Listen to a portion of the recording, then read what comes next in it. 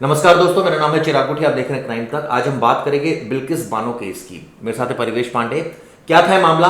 गोधरा में दंगे हुए थे 2002 में। उसके बाद ये बताते हैं उसी दौरान जो बिल्किस बानो है उनके साथ बलात्कार की घटना को अंजाम दिया गया था और वहां मर्डर हुए थे कई लोगों के। इस सिलसिले में मामला दर्ज हुआ था, जांच हुई थी।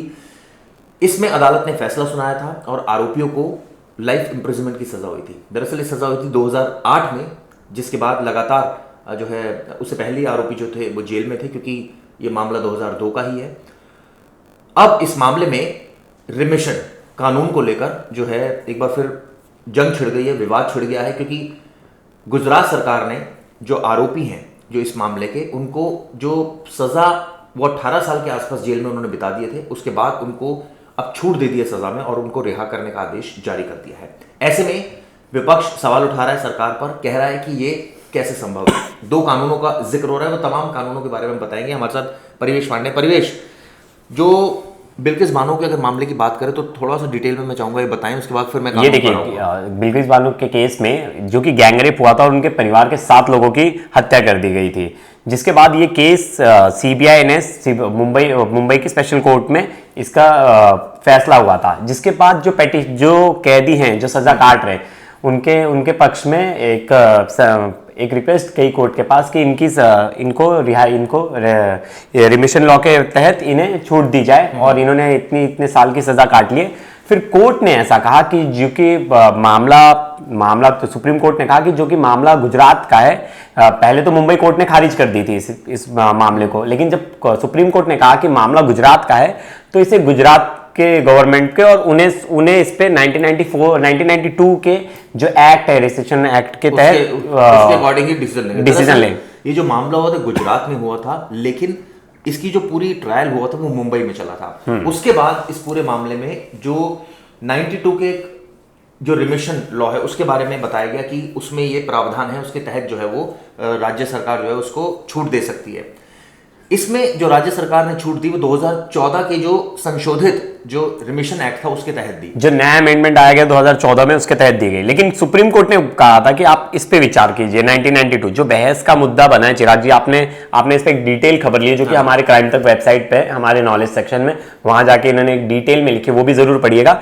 तो वो जो 1992 का और जो 2014 का हवाला देके अभी इसे बहुत बड़ा इशू बनाया जा रहा है, मतलब लोग इस पे बहुत सारे सवाल खड़े कर रहे हैं। तो उस पे मेन फोकस क्या है, किस चीज पे ज्यादा? मैं बताता हूँ। दरअसल आप पहले व्यूअर्स ये समझिए कि जो कैदी जेल में जाता है उसको अगर मान लीजिए लाइफ इंप्रिजनमेंट की सजा हुई है किसी कानून में, तो सवाल सबसे पहले ये उठता है कि क्या वो पूरी सजा भुगत कर बाहर निकलेगा या वो बीच में आ सकता है। यानी लाइफ इंप्रिजनमेंट का मतलब क्या होता है? क्या पूरी लाइफ वो अंदर रहेगा या 14 साल रहेगा, या जो 10 साल की सजा हुई हो 10 साल रहेगा? इसमें कानून क्या कहता है, यानी छूट का कानून क्या कहता है? इसको बोलते हैं रिमिशन एक्ट। ये जो कानून है ये राज्य सरकारें बनाती है जेल मैनुअल को ध्यान में रखते हुए कि जेल मैनुअल इसमें जो परिवेश जी जो राज्य सरकार को जो होम मिनिस्ट्री जिसके पास होती है वो होता है, ब्यूरोक्रेट्स इसमें होते हैं, जेल अधिकारी होते हैं, मिलकर मान लीजिए कोई कैदी अगर आता है कि भाई इसको फलाने कैदी को छूट दी जाए, इसकी सजा माफ कर दी जाए, इसमें क्या क्या आधार रखे जाते हैं? इसमें सबसे पहले देखा जाता है कि जो कैदी है उसकी बेसिकली कंडक्ट किस तरह का रहा है, जब तक उसका व्यवहार जेल में कैसा रहा है, किस तरह का वो व्यवहार है, कैदियों की वो हेल्पफुल रहेगा। ये हमने देखे होंगे, मुझे याद है राजेश तलवार जैसे डॉक्टर है, तो जब वो जेल में थे तो वो कैदियों के बहुत सारे इलाज कर रहे थे, ये बात थी। तो ये जो कैदी कई पढ़े लिखे होते हैं उनको उनकी स्पेशलाइज्ड फील्ड में लगा दिया जाता है, अगर उनका बिहेवियर अच्छा है तो वो काउंट होता है। इसमें जो रिमिशन जो ये एक्ट है, ये जो अब बिल्किस बानो की इसको मैं जोड़ के आपको बताता हूँ। दरअसल हर राज्य सरकार ये कानून बनाती है। 92 में गुजरात सरकार ने कानून बनाया। सुप्रीम कोर्ट ने कहा कि आप उस कानून के तहत आरोपी को छूट दे सकते हैं। इस कानून को संशोधित कर दिया गया 2014 में। खुद गुजरात सरकार ने कर दिया। उन्होंने 2014 के हिसाब से आरोपियों को छूट दे दी। इस पर विवाद हो गया। विपक्ष ने कहा आपने 2014 के कानून पर क्यों दे दी, 92 के कानून पर क्यों नहीं दी? उन्होंने कहा जी हमने संशोधित ये करा है और इसमें हमने डिटेल में लिखा है कि किसको छूट दी जा सकती है, किन परिस्थितियों में। उन्होंने एक तर्क भी दिया है कि 1992 वाले में मतलब पर्टिकुलर पॉइंट आउट नहीं किया था किस किस चीजों में मिल सकता है, तो उसमें बहुत सारी ड्रॉबैक्स थे जिसे हमने 2014 के अमेंडमेंट को देख के हमने इस केस को आगे रेक्टिफाई किया। ठीक है, तो खैर ये अब आरोपी एक ऑलरेडी जेल में इतना समय बिता चुका है, 18 साल, तो मुझे लगता है उसकी सजा पूरी हो गई है। और इसमें अगर फांसी की सजा होती तब उसको लाइफ में कन्वर्ट होती तो एक इशू, तो वो एक बड़ा हो मुद्दा सकता था। था। लेकिन यहाँ तो ऐसी सजा थी जो ऑलरेडी वो काट चुके हैं 18 साल। इसमें गुजरात सरकार ने अब एक रिकमेंडेशन दी और इनको छोड़ दिया गया। अब सवाल ये उठता है कि ये जो लॉ है इसमें किस तरह के अपराधों में जो सजा मिलती है उनमें कितनी कटौती की जा सकती है, किस अपराधों को प्रायोरिटी मिलती है। ऐसा नहीं है परिवेश के मर्डर केस में आप आए और आपको मान लीजिए 14 साल रहना है, आपको 12 साल में छोड़ दिया नहीं, ऐसा नहीं है। ऐसा नहीं है। पहले आपको पूरी सजा करनी उम्र कैद का तो पहला मतलब ये होता है कि जब तक आप जीवित हो तब तक आपको अपना पूरी उम्र जेल में गुजारनी है।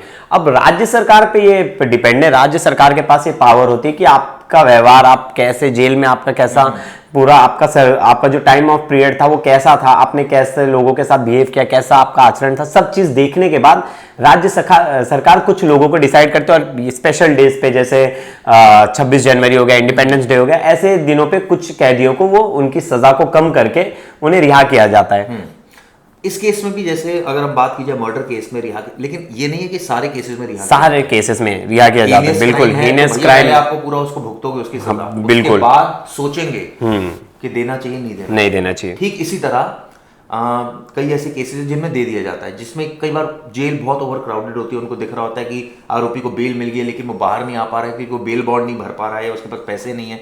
तो ऐसे केसेस में स्पेशल सुनवाई के तहत उनको बाहर कर दिया जाता है, निकाल दिया जाता है। इसके साथ साथ रेप के केसेस में जो मुझे पता लगा, कई जगह रेप के केसेस में नहीं दी राज्य सरकार जो अपना रिमिशन एक्ट बनाती है उसमें बिल्कुल ही रियायत नहीं दी जाती कई जगहों पर।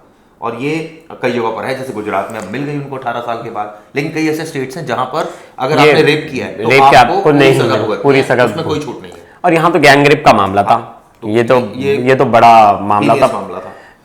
अब सवाल ये उठता है कि एक तो आपने बता दिया भाई इस सजा में आपको मिल सकता है अगर ये प्रोविजन है। अब किस कानून के तहत इनको ये पावर दी गई? कॉन्स्टिट्यूशन में जो आर्टिकल है उसके तहत इनको पावर दी गई है, सीआरपीसी के सेक्शन 432 के तहत इनको पावर 433 के तहत इन्हें इसके अलावा आईपीसी के भी सेक्शन है जिसमें 55, 56, 54, 57 दो सेक्शन है जिनके तहत ये पावर स्टेट गवर्नमेंट के पास होती है कि वो किसी कैदी को रिहा करें। ये मतलब ये एक तरह से कैपिटल पनिशमेंट को बहुत ज्यादा कम करने के लिए ये सब लाया गया था कि अगर कोई कैदी है, मतलब देखिए जेल का कोर्ट हमेशा ये कहता है कि हमें उसे वहां भेजना है सुधारने के लिए, हम एक सजा दे रहे कि एक मुजरिम वहां जाके सुधरे, वहां जाके एक अच्छा इंसान बन के निकले।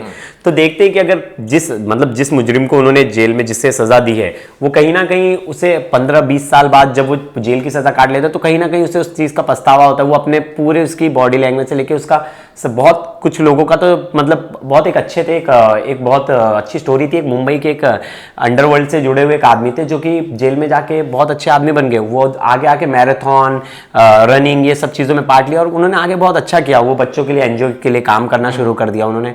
तो कुछ लोग ऐसे होते हैं जो कि जिन्हें रिग्रेट होता है, तो सरकार बोलती है कि ऐसे लोगों को, और कोर्ट भी मानती है कि ऐसे लोगों का भी अधिकार है जो, क्योंकि हम एक कैपिटल पनिशमेंट दे के कुछ आरोपियों को हम वो सजा तो दे देंगे लेकिन सोसाइटी में उसका इंपैक्ट क्या पड़ेगा।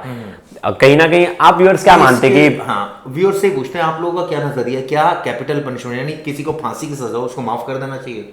अब डिपेंड ये करता है कि मान लीजिए आपको याद होगा सुशील शर्मा का मामला था, तंदूर कांड, उसमें जो आरोपी है सुशील शर्मा वो बाहर है, पता है आपको ये बातें? जी वो आरोपी को उसने सजा काट ली और उसको अब रिलीज कर दिया गया है।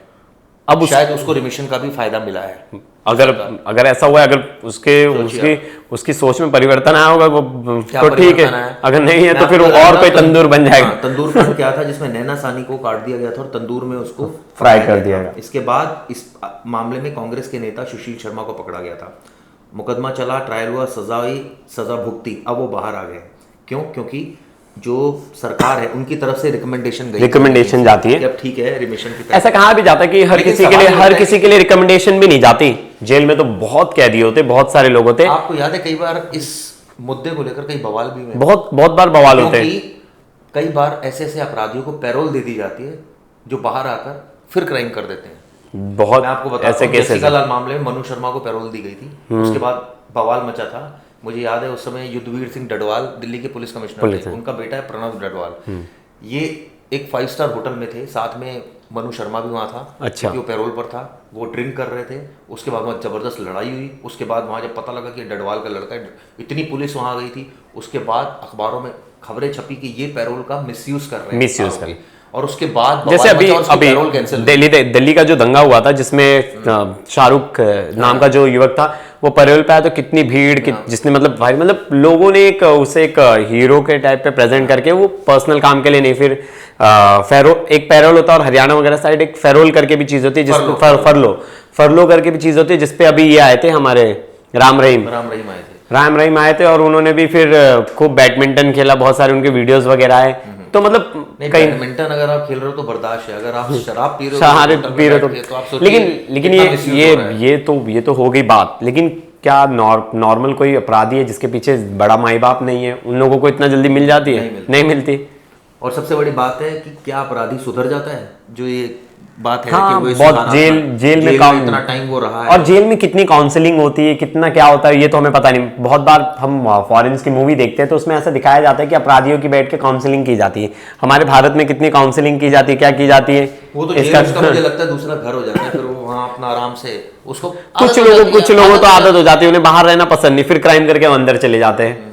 और कई लोग जैसे बड़े टाइम से रह रहे हैं तो फिर उनके लिए वो एक रूटीन हो जाता है। लेकिन ये तो बहस का मुद्दा बहुत बना रहेगा, आने वाले दिनों में भी ये चलता रहेगा कि कैसे लोग तो एक सेंटीमेंट तो एक ही देख रहा है कि कैसे क्या गैंग ब्रेक और 7 लोगों को मारने वाले इन लोगों को कैसे रिहा कर दिया। बहुत सारे नॉर्मल जो हमारे व्यूअर्स हैं, जिन्हें मतलब बहुत लोग ये इस लॉ के बारे में नहीं जानते, इस एक्ट के बारे में नहीं जानते, तो सबका एक बेसिक रहे कैसे रिहा कर दिया, कैसे रिहा कर दिया, तो ये सबके मन में बना रहेगा। लेकिन सरकार ने सबको कुछ ना कुछ अधिकार दे के रखा है, मतलब जो अपराधी है उनके भी कुछ अधिकार है। जैसे अपराधियों को अगर सजाई देना है तो उन्हें देखिए खाना पीना सब मिलता है। मतलब ऐसा नहीं है कि उनका पूरा राइट्स छीन लिया जाए। अगर उन्होंने अपराध किया है तो उनके लिए कुछ राइट्स हैं जो उन्हें बेनिफिशियल है। अगर वो सुधर रहे तो, नहीं सुधर रहे तो फिर उनका भगवान मालिक। लेकिन सवाल ये होता है ना कि ये डिफाइन कौन करेगा कि कौन सुधर रहा है कौन नहीं सुधर रहा है?